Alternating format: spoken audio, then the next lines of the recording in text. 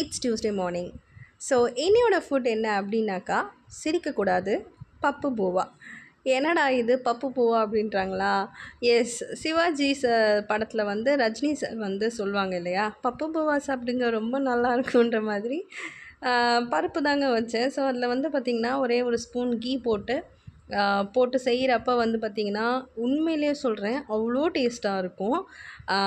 Taste பண்ணி பார்த்தவங்களுக்கு அது தெரியும் இல்லையா? ஸோ கண்டிப்பாக எல்லாருமே லைஃப்பில் பருப்பு சாதம் சாப்பிட்டு தான் இருப்பாங்க.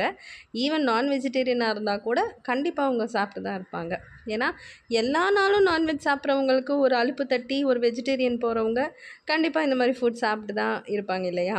ஸோ அண்ட் இதுக்கு வந்து தொட்டுக்க வந்து சூப்பரான ஒரு காம்பினேஷனாக அது உருளைக்கிழங்கு தாங்க. வேறு எதை வச்சாலுமே பருப்பு சாதத்துக்கு நல்லா இருக்காது.